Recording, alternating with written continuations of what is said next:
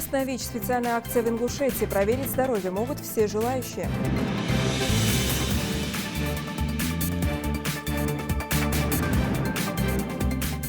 «250 лет с Россией». В Назановской школе прошло мероприятие, приуроченное к памятной дате.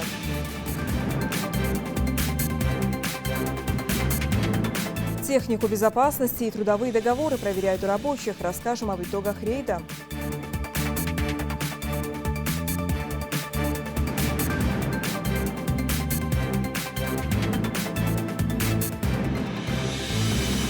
В эфире новости. Добрый вечер.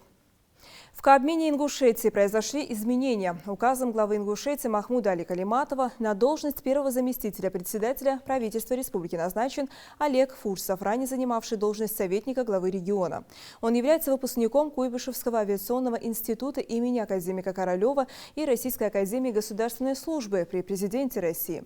Кандидат социологических наук. Рабочая деятельность Олега Борисовича началась в 1986 году. Он прошел трудовой путь от лаборанта в авиационном институте имени Королева до главы администрации городского округа Самара.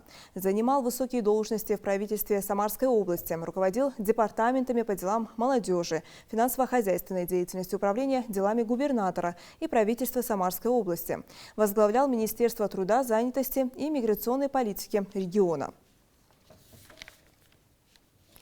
В Ингушетии проходит акция по бесплатному анонимному экспресс-тестированию на ВИЧ-инфекцию. Сегодня мобильный пункт принимал желающих проверить свое здоровье в Сунже. Впереди Назрань, Карабулак и Магаз. Профилактическое мероприятие проходит с соблюдением всех необходимых противоэпидемиологических мер. Слово Харуну Аздоеву. Сегодня трудно найти человека, который не слышал бы о ВИЧ и СПИДе. Правда, большинство из них считают, что эта проблема их не касается и никогда не коснется. И вот для того, чтобы эта уверенность была оправдана и надежно защитить себя и своих близких, необходимо проходить анонимное тестирование на предмет инфекции. Именно для этих целей был разработан и успешно реализовывается комплексный коммуникационный проект «Тест на ВИЧ. Экспедиция». В течение 5 дней передвижной мобильный пункт охватит все города Ингушетии. Каждый житель сможет пройти экспресс-тест не только бесплатно, но и анонимно и получить необходимую консультацию. В эти дни мобильная группа работает в Сунже. Согласно всероссийской статистике, ВИЧ-инфицированных Ингушетия не входит в число регионов с наибольшим количеством выявленных больных. Но это не повод относиться к проблеме несерьезно. В целом, Северный Кавказ и Республика Ингушетия относятся к регионам с низкой пораженностью, с низкой и средней пораженностью.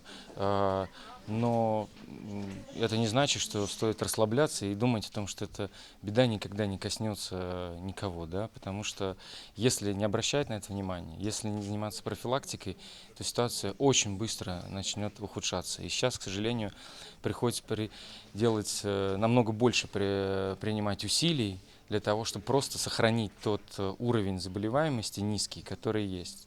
Автомобили с экспресс-тестами выехали из 2 концов России в июне. Они должны посетить около 200 городов в 45 регионах страны. Сейчас вторая группа находится в Омске. По стране уже протестировано 44 336 человек. У этой коварной инфекции на ранних стадиях заражения, когда еще можно с ней справиться, нет явно выраженных симптомов. Но спустя пару лет начинаются серьезные проблемы со здоровьем. И тогда уже даже врачи не в силах помочь. При выявлении начальной стадии, как только мы заболевание выявляем, мы начинаем антиретровирусную терапию, и с этими препаратами, с этим лечением человек может долго жить, как и любой нормальный человек, без ВИЧ-инфекции. А когда у них уже оппортунистические инфекции, это уже СПИД-ассоциированные инфекции,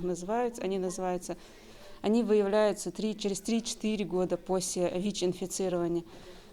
Тогда уже бывает поздно. И туберкулез у них бывает, и онкологические заболевания все выявляются, тогда уже поздно бывает.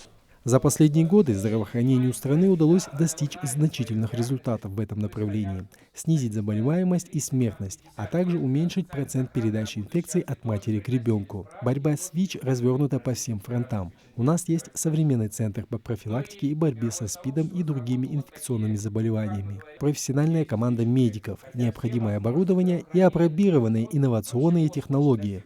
При этом любые дополнительные меры, такие как эта акция, особенно важны. Какую цель преследует эта акция?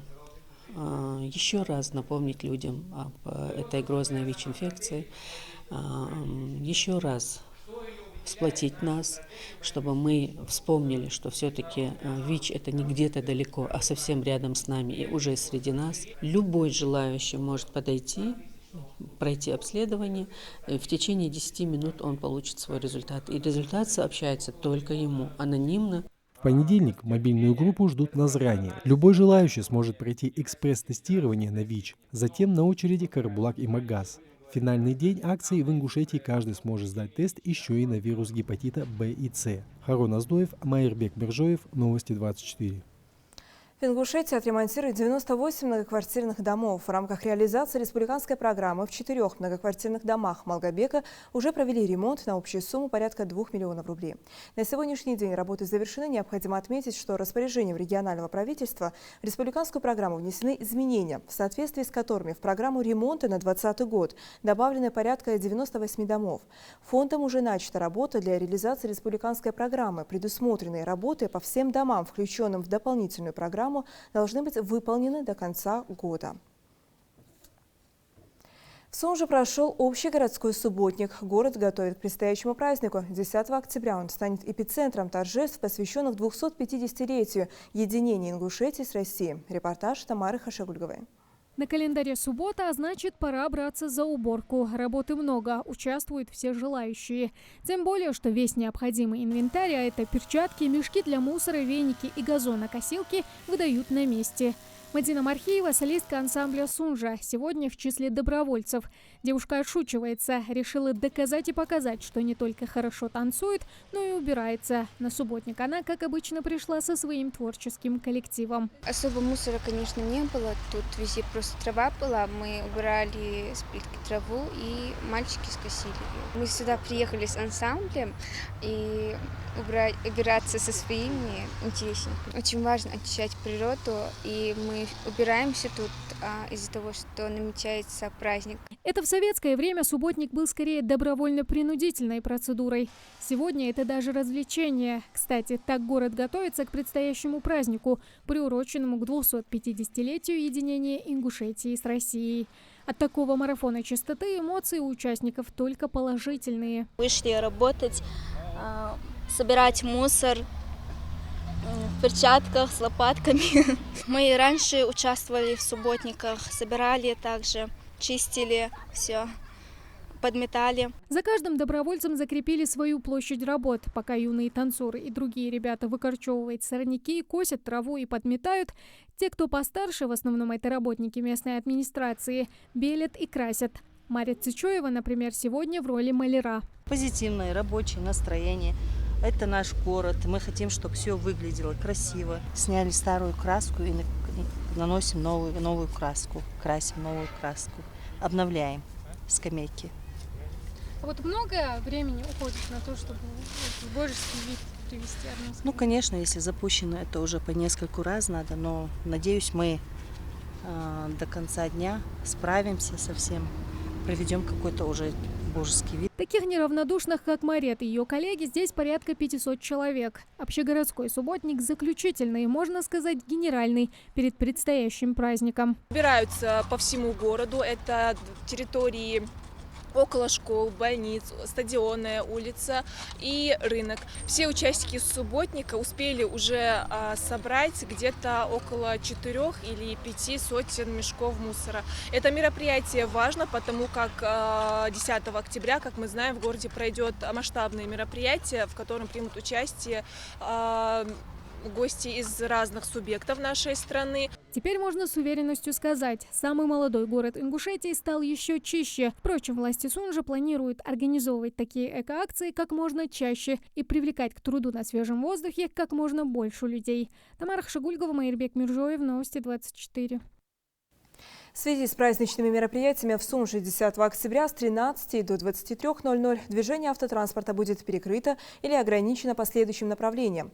По улице Калинина от улицы Стадиона и до Плиева, участок улицы Дзержинского от улицы Плиева и до Хашагульгова, участок улицы Луначарского от улицы Плиева до Хашагульгова, участок улицы Хашагульгова от сельхозрынка и до Калинина, участок улицы Колхозной от Калинина и до Сейнароева. И в преддверии масштабного праздника в учебных заведениях проходят открытые уроки и специальные акции. Ученики рассказывают о памятной дате и значимости исторического события. Хава Гагиева из 15-й школы Назрани.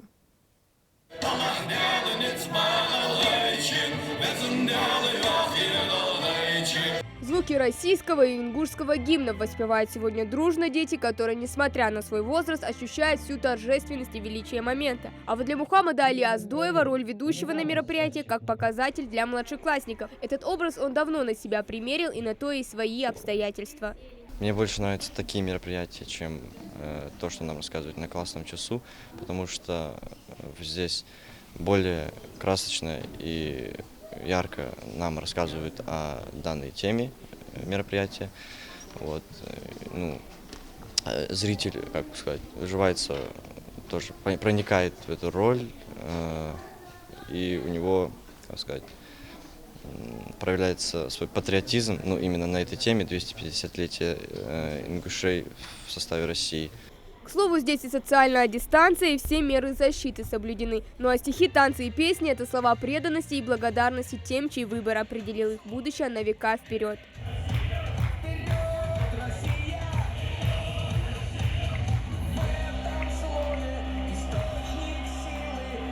Ингуши, первые из северокавказских народов, официально присоединились к российскому государству. Это событие, пожалуй, и определило дальнейшую судьбу нашей республики. С тех пор в жизни ингушского народа началась новая эра. Никем не покоренные, они добровольно обрели новую семью. Как эти башни, наши деды, наши предки, были рядом с Россией. Всегда. И как сказал Владимир Владимирович Путин, защищая свою маленькую родину, мы защищаем свою большую страну.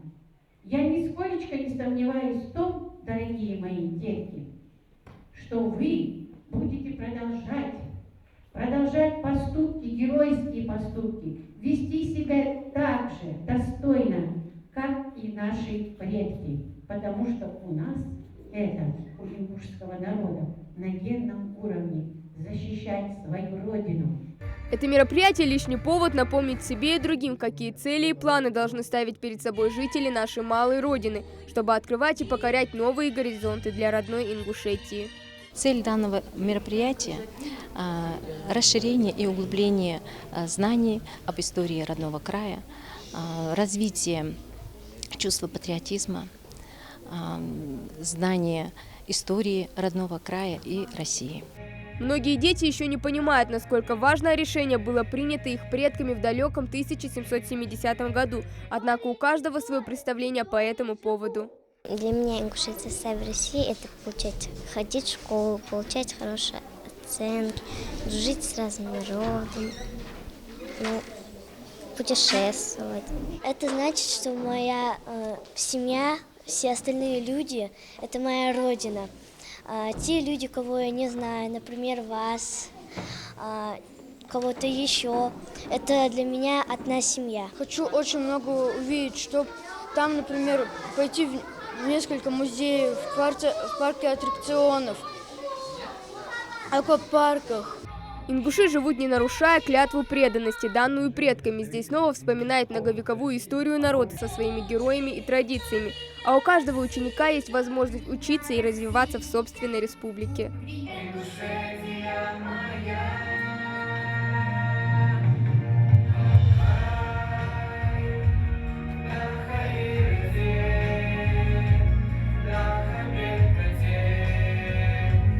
Историки говорят, приняв судьбоносное решение, ингуши не раз оправдали все прописанное ими в историческом документе. Сегодня Ингушетия в составе России – это мощная надежда и опора, дружба народов и, самое главное, чистое и голубое небо. Хава Гагиева, Адам Далаков, Новости 24. Сегодня после непродолжительной болезни ушел из жизни Абдурахим Азиев, общественный деятель, активист. Будучи сыном учителя известного поэта и просветителя Салмана Азиева, Абдурахим изучал литературу по истории и культуре народов Кавказа. Участвовал в научных экспедициях в горные районы Ингушетии, Чечни и Грузии. В 60-х, 70-х годах активно увлекался фотографией и оставил богатейший фотоархив. В конце 90-х Абдурахим Салманович основал и издал в Москве газету «Знамя ислама». Он был главным редактором большого труда своего отца автора первого арабско-русского и ингушского словаря, который включает 7000 арабских слов. В последние годы по мере сил и возможностей Абдурахим Салманович принимал участие в общественной жизни республики, занимался литературной деятельностью. Выражаем слова соболезнования родным и близким Абдурахима Азиева.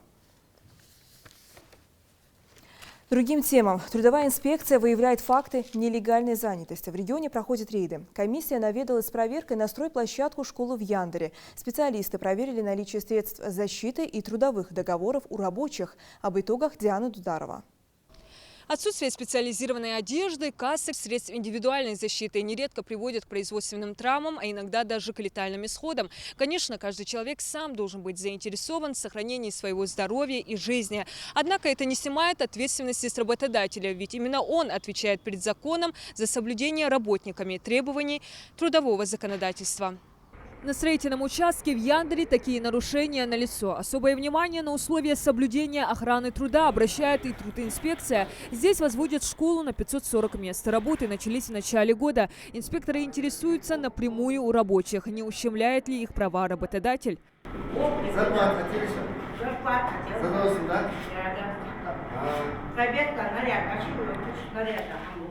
Так, перчаткам хорошо,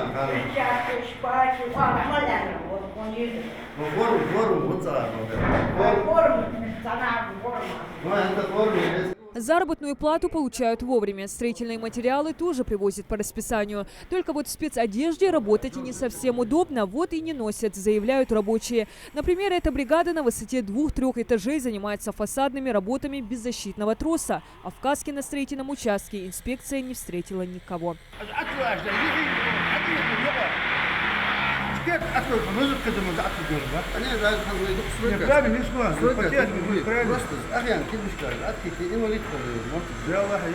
Как заявляет прораб, все необходимое для защиты работников – спецкостюмы, респираторы, каски, перчатки, тросы в наличии есть. Просто работники их не совсем жалуют. Сейчас по их гардеробу пройти, они везде лежат там. Как будто, знаете, они одевают бронежилеты, тяжело им одеть.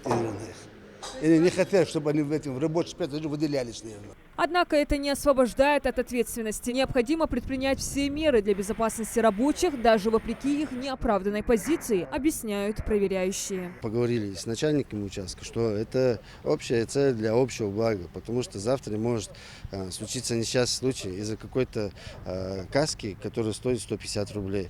Начальник участка, в свою очередь, обещает в кратчайшие сроки устранить замечания по охране труда работников. Я не говорю, что с меня ответственность снимается. Будем с сегодняшнего дня будем реагировать, будем насильно заставлять тогда. Раз не хотят по доброй воле, придется насильно заставлять. Или увольнять с работы тогда. Будем нанимать других, которые будут надевать спецодежду. Проверяет комиссия не только безопасность труда, но и его легальность. В строительстве объекта задействовано более 60 человек. Пообщавшись с работниками, выяснилось, что трудовые договоры со многими из них заключены только в устной форме. Признание закона не освобождает от ответственности. Тем более с таким сроком, на таких должностях, если вы работали, об этом точно ходите. Царь Боку, Вэлорегиош, Вэбоку, Б. Договор 20 духнахба. Инспекторы объясняют, от несчастных случаев никто не застрахован. А получив производственную травму на строительном объекте, работники не смогут рассчитывать ни на какую помощь от подрядчика, ни отстоять свои права. Ведь они здесь трудятся неофициально. А все составленные договоры работников с подрядчиком будут проверять на законность их заключения и выплачиваются ли по ним страховые или иные взносы. Случаи бывают и тяжелые, и легкие, и смертельные у нас, вы знаете, бывают. В таких случаях работник, который работает незаконно, без соответствующего оформления соответствующих документов, который пока работодатель не оплатит страховой взнос, он практически остается без законного внимания даже со стороны государства. В свою очередь, трудинспекция постаралась разъяснить работникам пользу легальной занятости. Ну а подрядчику напомнили, что наказание обойдется гораздо дороже. Согласно административному кодексу, за такие нарушения предусмотрены штрафы в размере до 20 тысяч для должностного лица и до 50 тысяч для юридического. Если здесь подходить по каждому нарушению, то из этого получатся огромные штрафы, где в таком случае работодателю лучше было бы оформить свой договор законно, платить свои страховые взносы и налоги, предоставить работнику надлежащие условия, тем более это его обязанность, а не право. Только за последний год на строительных объектах региона зарегистрировано около 15 случаев производственных травм. Причины самые разные, в том числе и отсутствие средств защиты и специализированной одежды. И в большинстве из этих случаев с работниками не были заключены договоры. Им так и не компенсировали ущерб. В общем, о безопасности труда не думают ни сами рабочие, ни работодатели. Однако компетентные органы не дремлют и заинтересованы в соблюдении требований законодательства. Работники трудинспекции будут регулярно наведываться на строительные объекты и в случае нарушений не ограничиваться предупреждениями, а наказывать рублем. Диана Дударова, Магомед Дидигов, Новости 24.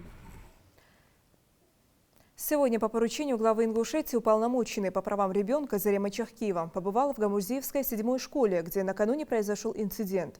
В социальных сетях распространилось голосовое сообщение родительницы о том, что ее ребенка якобы ущемляют в школе. На этой почве случился конфликт между бабушкой ребенка, пришедшей выяснить причины такого отношения к внучке, и директором данного учебного заведения. Пообщавшись с обеими сторонами, Зарема Чахкиева отметила, что выяснением обстоятельств данного дела займутся компетентные органы. Продолжается регистрация площадок, на которых 29 ноября пройдет акция «Географический диктант». В Ингушетии уже зарегистрировано 13 таких пунктов. Все они открыты в школах республики. Наибольшее количество площадок на сегодняшний день в Малгобеке. Это школы номер 3, 18 и 20. В Назране и сельском поселении Нестеровское по 2 площадки. Также зарегистрированы площадки в школах в селении Башсуки, Сагапши, Нижние Ачулуки, Яндаре, Троицкая и в городе Сунжа. Каждая из площадок может принять до 50 человек, желающих проверить свои знания по географии. Диктант пройдет 29 ноября, начало в 12:00. И это были все новости к этому часу. До встречи в эфире.